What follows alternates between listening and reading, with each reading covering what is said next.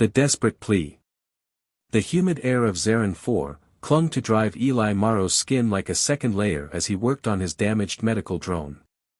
Bioluminescent fungi pulsed around his makeshift campsite, casting an eerie green glow across the dense alien jungle.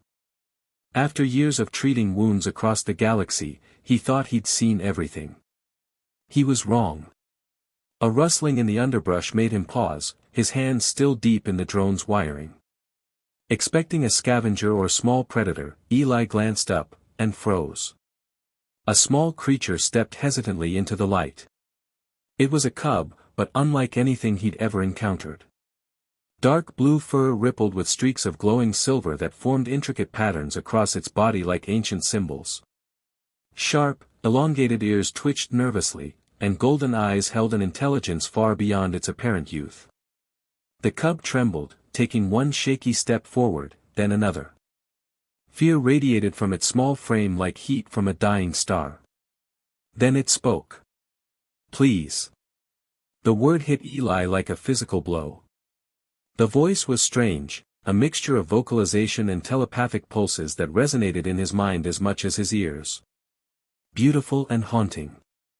Eli blinked, sitting up straighter. His heart hammered against his ribs. He'd encountered telepathic species before, but never one that looked so primal, so wild. The cub took another trembling step. "You are a healer." It wasn't a question. Eli exhaled slowly, setting his tools aside.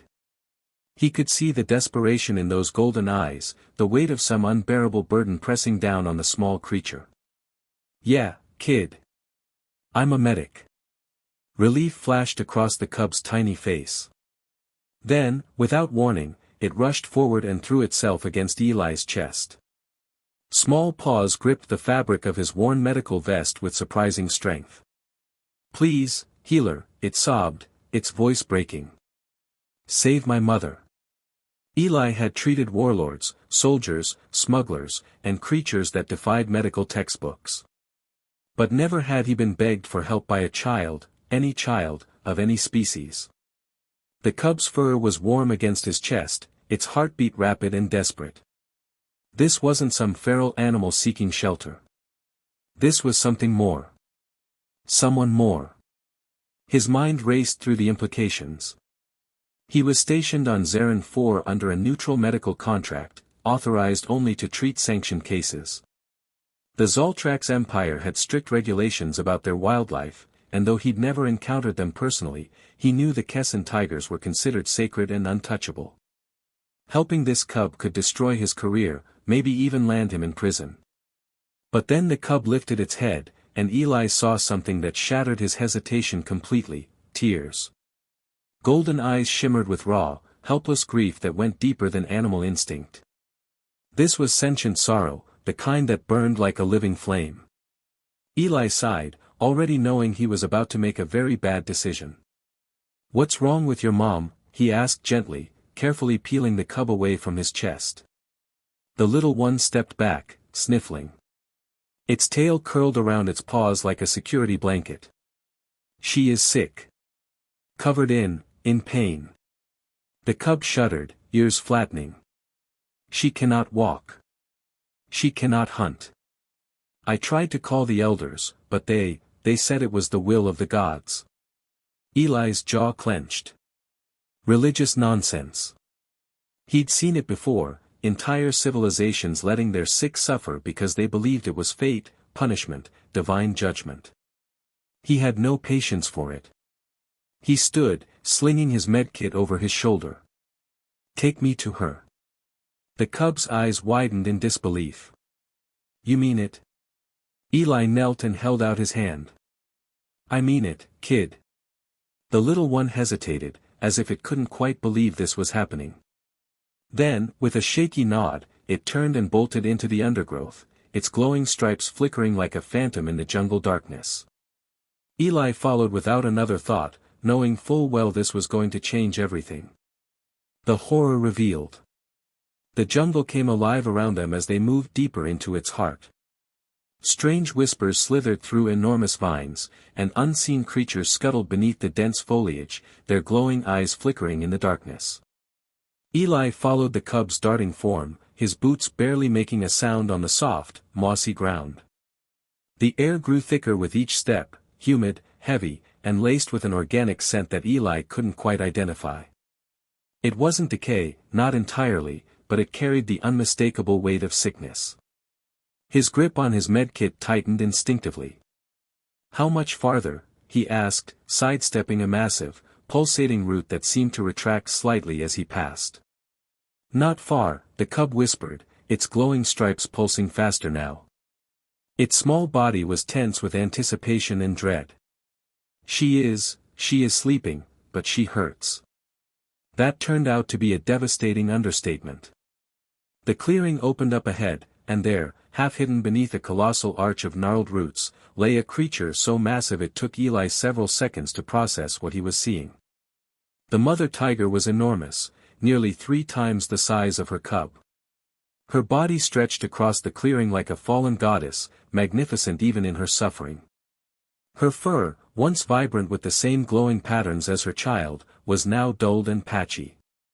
Her sides rose and fell in uneven, shuddering breaths that spoke of deep, constant pain. But it was the parasites that made Eli's blood run cold. Barnacles. Millions of them. They clung to her in grotesque clusters, their pale, worm-like appendages writhing as they pulsed with a sickly bioluminescence. They had buried themselves deep into her flesh, fused like living tumors. Some had grown into hardened masses, branching out like invasive roots that tore through her body with no regard for the agony they caused. Eli cursed under his breath. He'd treated parasite infestations before, on battlefield casualties, on deep space travelers who'd encountered something wrong on distant planets. But this was different. This was systematic torture disguised as natural selection. The cub pressed itself against his leg, whimpering. She tried to clean them. She tried to get them off, but they only grew. And the elders said, they said it was meant to be. Eli's fists clenched. Meant to be. So they had condemned her to this slow, agonizing death because their faith demanded it. They had watched a sentient being suffer and called it divine will. He forced himself to stay calm, kneeling beside the great beast. The cub watched anxiously as Eli pressed his scanner to the mother tiger's side. The screen flickered to life with bio-readings that made his heart sink. Blood toxicity was through the roof. Oxygen levels were critically unstable. Organ function was declining rapidly. The barnacles weren't just feeding on her, they were draining her life force like a slow, parasitic execution. But there was hope. It wouldn't be easy, and it certainly wouldn't be quick, but Eli knew he could help.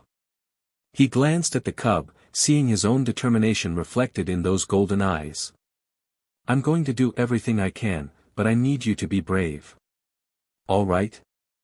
The little one swallowed hard and nodded. Eli rolled up his sleeves. This was going to be a very long night, and when the Zoltrax authorities discovered what he'd done, it might be his last night of freedom. But looking at the dying creature before him, and the desperate child who had begged him to help, Eli knew he'd made the only choice he could live with. The delicate operation. The first incision was the most delicate. Eli worked with surgical precision, carefully peeling away the outermost layers of the parasite clusters. His sterilized gloves quickly became slick with the strange bioluminescent fluid the creatures secreted, a substance that seemed to pulse with its own malevolent life. The mother tiger groaned, her massive muscles twitching beneath his hands. Each movement sent ripples through her enormous frame. "Easy, big girl," Eli murmured, his focus razor-sharp despite the overwhelming scope of the task before him. "I know it hurts, but we've got to get these things off you." The cub sat a few feet away, watching in nervous silence. Its tail was curled tightly around its paws, and its golden eyes never left its mother's face. Eli's scanner beeped again, alerting him to what he'd feared most, internal spread. The parasites hadn't just burrowed into surface tissue, they had woven themselves into her nervous system, latching onto her very lifeblood. Some had fused so deeply that simply removing them would cause more damage than leaving them in place. He cursed under his breath. This wasn't just a matter of cutting them away. He needed a counteragent, something that would force the parasites to release their grip without killing the host in the process. His mind raced through possible compounds, chemical disruptors, biological countermeasures, anything that might work. He didn't have a lab here, just his field kit and years of experience treating the impossible. But that would have to be enough. Reaching into his pack, Eli pulled out a vial of concentrated antimicrobials. If he could alter the formula, tweak its properties just enough to disrupt the parasite's attachment mechanisms, he might have a chance. Lizzie, he called to his AI assistant, the device beeping to life on his wrist console. Dr. Maro, I advise extreme caution. The organism's response to chemical interference is unpredictable. Eli smirked grimly. Yeah, well, we don't have the luxury of a controlled test environment, do we? The cub's ears flicked up. Will it help her? Eli glanced at the tiny creature, his resolve hardening like steel. It's going to save her. He adjusted the formula with practiced hands, calculating dosages and molecular weights in his head. Then, with steady fingers, he injected the modified compound directly into the mother tiger's bloodstream. The effect was immediate and terrifying. Her body tensed, every muscle clenching as the parasites reacted to the chemical assault. Some of the barnacles twitched violently, their tendrils retracting as if suddenly repelled by something toxic in their host's blood. Then, slowly, miraculously, they began to detach. The cub let out a breathless gasp as the first of the parasites peeled away, slumping to the ground and twitching, lifeless heaps. The bioluminescent glow faded from their bodies like dying stars, leaving behind only pale, harmless shells. Eli didn't stop. He worked feverishly, extracting the remaining clusters and clearing the largest infestations first.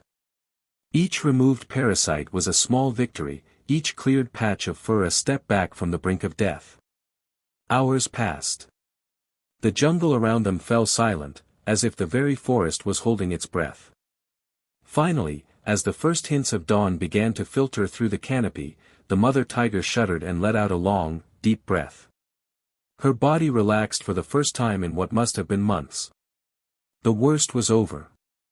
Eli rocked back on his heels, wiping sweat from his forehead. Relief flooded through him like a physical wave. He had done it.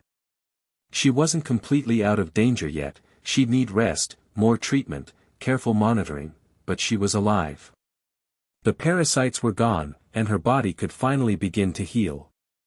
The cub darted forward, pressing its tiny face into its mother's fur. Its whole body vibrated with a soft, relieved purr that seemed to harmonize with the jungle's returning sounds. Eli felt a tightness in his chest, something warm and painful all at once. He had spent years saving lives across the galaxy, but this meant something different. Something deeper. Then a sharp mechanical beep cut through the peaceful moment. Eli stiffened. His drone's proximity alarms were screaming warnings into the still air. Something was coming, something big and fast. He stood quickly, scanning the treetops with growing dread.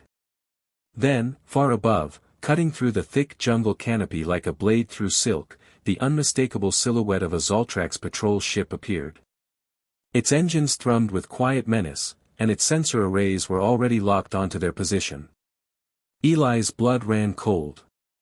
They had found him. And they were not going to be happy about what he'd done. The confrontation. The Zoltrax patrol ship descended through the canopy with the grace of a predator, its anti-gravity engines barely disturbing the leaves as it settled into the clearing. The vessel was sleek and intimidating, its dark hull adorned with the Empire's insignia, a stylized claw wrapped around a dying star.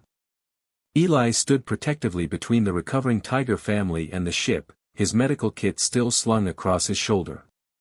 His heart hammered, but his stance remained steady. He'd known this moment would come.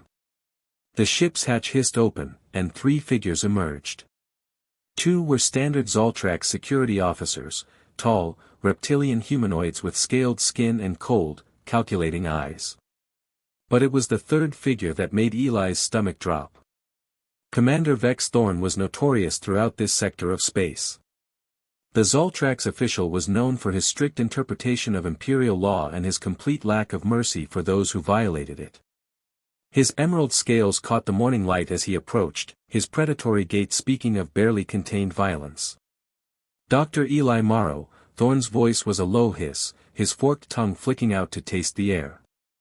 You have committed a grave violation of Zoltrax Imperial Code 447, interference with sacred wildlife.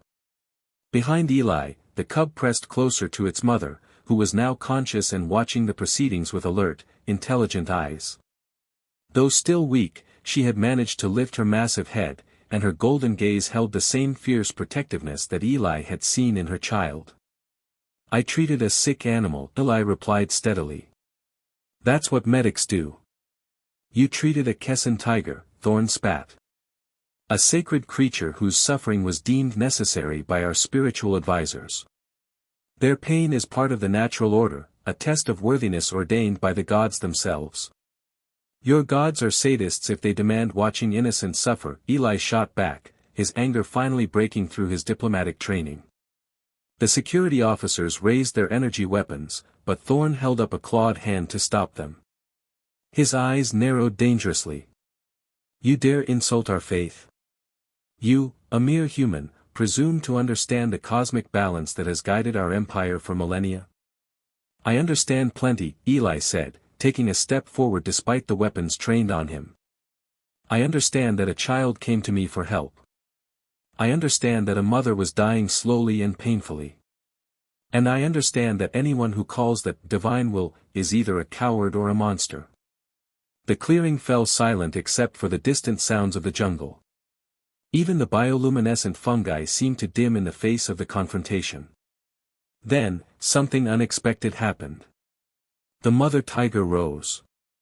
It was a struggle, she was still weak from her ordeal, but she pushed herself up onto her massive paws with a determination that spoke of millennia of evolution and survival. She stood nearly 8 feet tall at the shoulder, her presence suddenly filling the entire clearing with an aura of ancient power. When she spoke, her voice was deeper than her cub's, resonating with the wisdom of ages. Commander Thorn. The Zoltrax officer actually took a step backward, his scales paling slightly. You can speak. We have always been able to speak, the mother tiger replied calmly. You simply chose not to listen. Just as you chose not to hear our pleas for help, our cries of pain, our suffering. She moved with slow, deliberate grace until she stood beside Eli, her massive form dwarfing the human medic. This one heard us. This one helped us. While your spiritual advisors condemned us to die, this human chose compassion over convenience. Thorn's jaw worked soundlessly for a moment. The sacred texts, they say nothing about your people being sentient. Your sacred texts were written by those who never bothered to learn our language, the tiger replied, her golden eyes blazing. We are not animals, Commander. We are people. We have families, hopes, dreams, and the same right to live free from unnecessary suffering as any being in this galaxy. The cub stepped forward then, its small voice adding to its mother's. The healer saved her life. Are you going to punish him for showing mercy? Eli watched as something shifted in Commander Thorn's expression.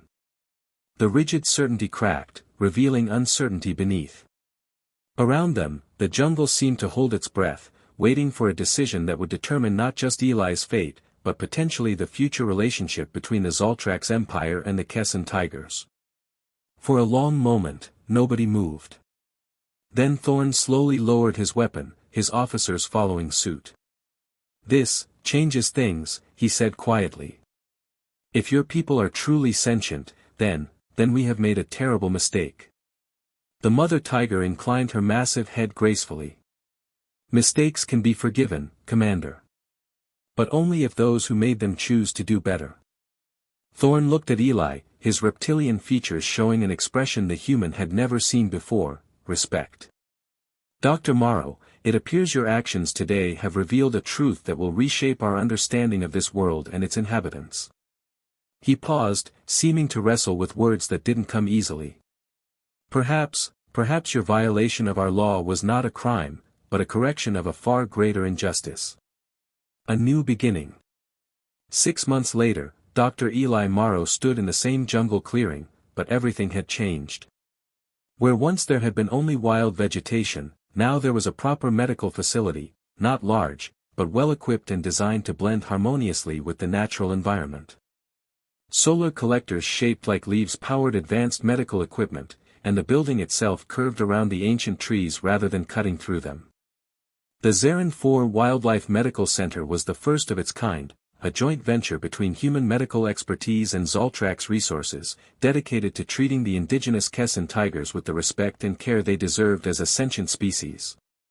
Eli emerged from the facility's main building, wiping his hands on a clean towel. He'd just finished treating a young tiger who'd gotten into a tangle with some aggressive jungle vines. Nothing serious, just scrapes and bruises, but it was important that the Kessin people knew help was available when they needed it. Dr. Maro. He turned to see a familiar small form bounding toward him through the undergrowth. The cub, though he was getting too big to really be called that anymore, leaped into the clearing with all the enthusiasm of youth. His glowing stripes were brighter now, more defined, and his golden eyes sparkled with health and happiness. "Hey there, Kes," Eli said, using the name the young tiger had chosen for himself. "How's your mom doing?" "She's wonderful," Kes replied, his telepathic voice warm with affection. "She's been teaching the cubs from the northern clan about the old stories. Did you know we used to have songs that could make the bioluminescent plants dance?" "I didn't know that," Eli admitted. "Maybe you can show me sometime." "I will. But first, I have news." Kessa's tail twitched with excitement. "The Council of Elders wants to meet with you." Eli raised an eyebrow. The Kessin Council had been slowly opening up to outside contact, but they were still cautious about humans. "What about?" "They want to discuss expanding the medical program," Kes explained. "And, they want to ask if you'll help train some of our people in human medical techniques. We think combining our knowledge with yours could help everyone." Before Eli could respond, a soft rustling announced another arrival. Kessa's mother emerged from the jungle with the graceful power that still took Eli's breath away. Her fur gleamed with health, the glowing patterns on her body bright and beautiful. It was hard to believe she'd once been dying from parasitic infection. "Dr. Maro," she said, inclining her massive head respectfully. "Thank you for agreeing to see the council. I know this isn't easy for you, trusting us after what our leaders initially put me through." "That wasn't your fault," Eli replied firmly. "And besides, we're all learning. Even Commander Thorne has been, surprisingly helpful with the logistics." It was true. The Zoltrax commander had become an unexpected ally in establishing the medical center. The revelation that the Kessin tigers were sentient had sent shockwaves through the Empire's power structure, leading to a complete reevaluation of their policies regarding indigenous species across all their worlds. "The council meeting is at sunset," Kessa's mother continued. "Will you be ready?" Eli nodded. "I'll be there." As the two tigers disappeared back into the jungle, Eli looked around at what they'd all built together. The medical center hummed quietly with activity, not just from human equipment, but from Kessin patients who came seeking help, young tigers learning basic first aid, and researchers from both species working together to understand the unique biology of Zaron 4. A soft chime from his wrist communicator drew his attention. Commander Thorne's scaled face appeared on the small screen. "Dr. Maro, I wanted to update you on the latest developments. The Imperial Council has approved similar medical facilities on 12 other worlds with sentient indigenous populations. Your work here has become a model for, well, for doing things right." Eli smiled. "That's good news, Commander. What about the parasitic species? Any progress on the containment protocols?" "Significant progress. Our xenobiologists have identified the barnacles' breeding cycle and developed targeted interventions. No other Kessin will have to suffer as Kessa's mother did." After signing off, Eli walked to the edge of the clearing where a simple memorial had been erected, not for anyone who had died, but for the old ways of thinking that had been laid to rest. The inscription, written in both human standard and Kessan script, read, "Compassion knows no species." As the sun began to set, painting the jungle in shades of gold and amber, Eli prepared for the council meeting. He thought about the journey that had brought him here, from a routine medical posting to becoming the bridge between two species, from following orders to following his conscience. The sound of approaching footsteps made him turn. Kes emerged from the jungle, no longer alone. Behind him came a dozen other Kessan tigers of various ages, their bioluminescent patterns creating a constellation of living light in the gathering dusk. "Are you ready, Dr. Maro?" Kes asked. Eli shouldered his medical kit, the same one he'd carried that first night when a desperate cub had begged him for help. "I'm ready." As they walked together into the jungle, human and tiger side by side, Eli reflected on how a single moment of choosing compassion over regulation had changed everything. The galaxy was a little brighter now, a little more connected, because one medic had decided that suffering was never acceptable, no matter what the rules said. The council meeting would be the beginning of something even greater, a formal alliance between species, a new model for interstellar relations based on mutual respect and understanding rather than dominance and exploitation. But for now, Eli was content to walk through the bioluminescent jungle with his friends, knowing that sometimes the most important moments in history begin with the simplest choice, to help someone in need. The end.